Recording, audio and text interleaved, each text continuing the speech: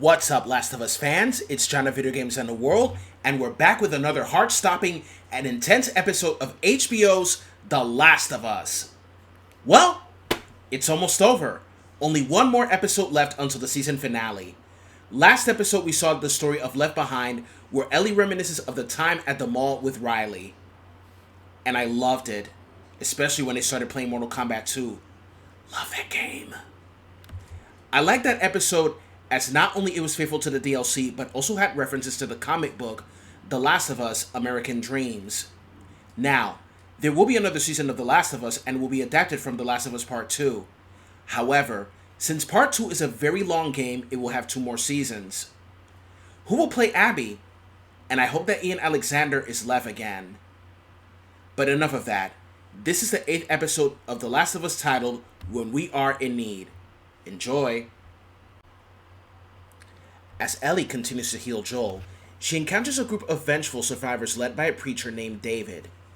However, she realizes that David and his cult are searching for her and Joel as well. As Joel awakens from his sleep, he faces new threats. In this episode, Scott Shepherd plays David. In the game, the character was voiced by Nolan North. Scott did a really good job in playing as David. He captured the dark demeanor and creepiness of the character. In the game, he wasn't a preacher, but in this show, he is. However, like in the game, you realize that David is this type of evil that you do not see coming. Is what many would call a wolf in sheep's clothing. As for the actor, Nolan North will be proud. Troy Baker plays James, who is David's second in command. For those who have played the game, Troy Baker is the original voice of Joel. It was actually kind of odd seeing him play this character, but it was pretty interesting too.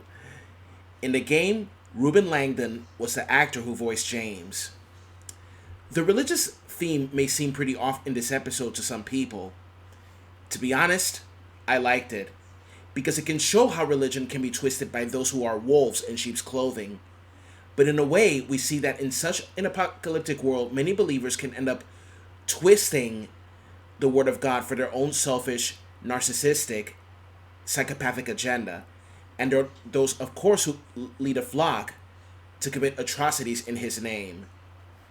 But let's be honest, in real life, humanity has killed and robbed lands in the name of religion throughout history.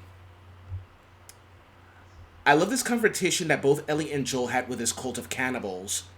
Lots of familiar scenes that I saw, familiar lines from the game, and they were well done. I gotta give Bella a lot of credit. Despite not playing the game before she played as Ellie, she totally captured her personality. The same goes for Pedro as well. This show, since it began, has been shining.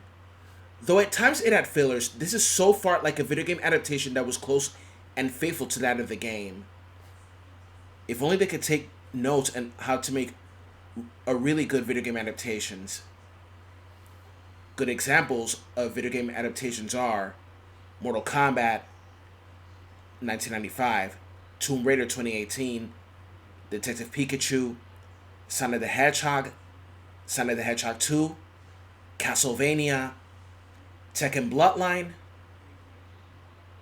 Dragon Age Absolution, Dragon's Dogma, etc.